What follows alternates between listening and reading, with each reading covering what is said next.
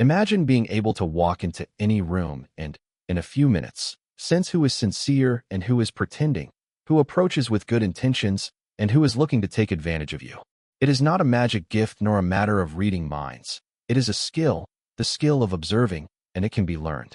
Most people go through life blind to what is in front of them, believing every pretty word, letting themselves be deceived again and again, because they never learned to truly look. And that naivety is paid for dearly with disappointments, with betrayals, with people who take advantage of their good faith. The great observers of human nature, from the Stoics to thinkers like Machiavelli, understood that knowing how to read people is not distrusting everyone. It is protecting yourself and moving through the world with your eyes wide open. In this video, you are going to discover 6 keys to read people so that no one manipulates you again. You will learn to see beyond words, to detect hidden intentions, and to recognize in time who does not suit you. Not to become cold or paranoid, but to stop being naive. Stay to the end, because the last key is the one that will protect you most. Let us begin. The first key to reading people is to look at what they do, not at what they say.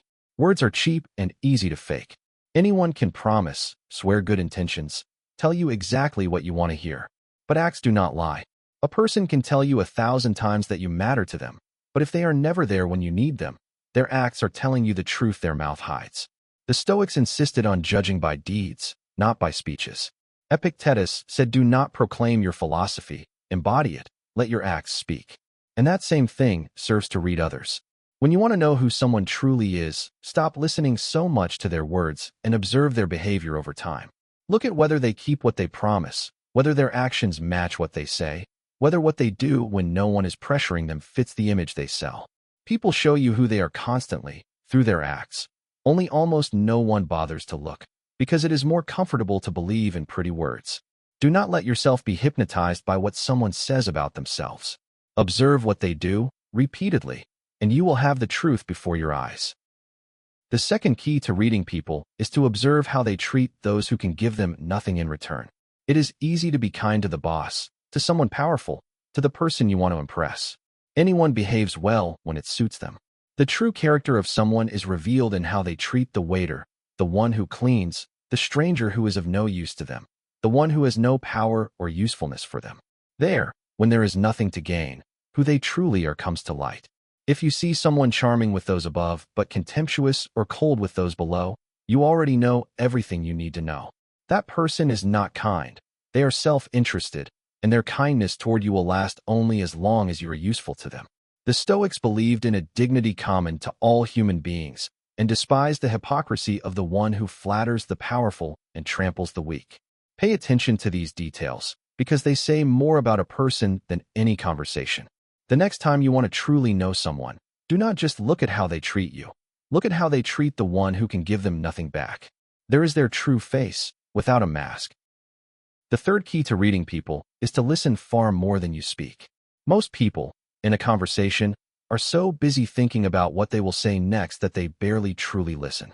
And by talking too much, they give away their own information without learning anything about the other. The one who masters the art of reading people does the opposite. They ask, stay quiet, and observe. When you leave space and keep silent, the other person tends to fill it, and in doing so they reveal themselves. They tell their fears, their desires, their contradictions, often without realizing. Zeno, the founder of Stoicism, said we have 2 ears and 1 mouth to listen twice as much as we speak. The one who listens not only learns, they also see. Notice what people repeat, what they avoid, how their tone changes when speaking of certain topics. All of that is priceless information that only the one who knows how to be quiet receives. Besides, while you talk you learn nothing new, you only repeat what you already know. It is by listening that you discover what you did not know. So the next time you want to understand someone, resist the urge to fill the air with your voice. Ask, stay quiet, and observe. In silence, people undress themselves. The fourth key to reading people is to pay attention to what is not said with words. A large part of what we communicate does not come from the mouth, but from the body, the tone, the gestures, the pauses. A smile that does not reach the eyes, a glance that turns away, crossed arms, an uncomfortable silence. All of that speaks, and often tells the truth the words try to cover. People can lie easily when speaking, but their body and their behavior usually betray them.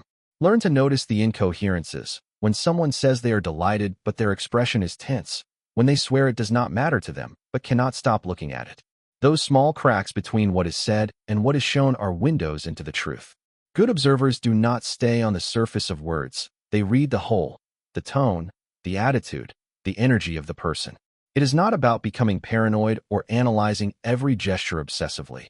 It is about being present and attentive instead of distracted. Most people notice nothing because they go through life on autopilot. You, simply by observing with calm and attention, will see what others overlook. The truth is almost always there. You just have to know how to look. The fifth key to reading people is to understand what truly drives them. Each person acts driven by something: money, recognition, fear, pride, the desire to belong, the need to be right. If you discover what someone's engine is, you understand almost all their decisions, and you stop being surprised by what they do. People rarely act against you out of pure malice. They usually act in favor of their own interest, and that interest is almost always predictable if you know how to look. Machiavelli, a great observer of human nature, said that whoever wants to foresee what a person will do must understand what governs them within. Pay attention to what lights up someone's face when they speak. There is their desire. Notice what makes them defensive. There is their fear. When you know a person's desires and fears, you have the map of their behavior. This is not to manipulate anyone. On the contrary, it is to protect yourself. Because the one who understands what moves others is much harder to deceive. They see the moves coming. They tell apart the one who approaches out of interest from the one who does so genuinely. Learn to always ask yourself, what does this person gain from this? What do they fear losing? In those two answers is almost everything you need to know. The sixth and final key to reading people, and the one that protects you most, is to beware of excessive flattery and of haste. The two favorite weapons of whoever wants to manipulate you are flattery and urgency. The flatterer fills you with praise, tells you how special you are, makes you feel important, not because they believe it, but because they know that a pleased ego lowers its defenses. When someone praises you too much and too soon, let an alarm go off. They almost always want something. Sincere praise is discreet. Self-interested flattery is exaggerated. The second weapon is haste. Whoever pressures you to decide now, right now, without thinking, usually does so because they know that if you stop to reflect, you will see what does not suit you. Urgency is the tool of the one who does not want you to use your reason. The Stoics valued above all thinking calmly before acting. So when you notice that someone flatters you excessively or rushes you, take a step back. Ask yourself, what does this person gain if I believe it or if I decide quickly? That simple pause disarms most manipulations. Reading people, in the end, is not distrusting everyone. It is ceasing to be naive. Observe, listen, and do not hand your trust to the first person who smiles at you. The intelligence to see others is one of the greatest shields you can have. We have walked through the 6 keys to read people together. Look at what they do and not just what they say. Observe how they treat those who are of no use to them.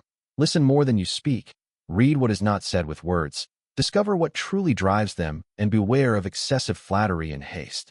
If you apply this, you will stop going through life blind and start seeing people as they really are, not as they pretend to be. And that saves you disappointments, betrayals, and much time wasted on those who do not deserve it. Remember that the goal is not to distrust everyone or become calculating, but to stop being naive and protect your trust, giving it only to those who have truly earned it. Start today practicing just one of these keys. Observe a little more and speak a little less. You will be amazed how much is revealed before the one who knows how to look. As the great observers of history did, learn to see behind the masks, and no one will be able to play with you. If this video helped you, give it a like and subscribe for more wisdom on the mind and power every night. And remember, observe, listen, and do not hand your trust to the first person who smiles at you. See you in the next one.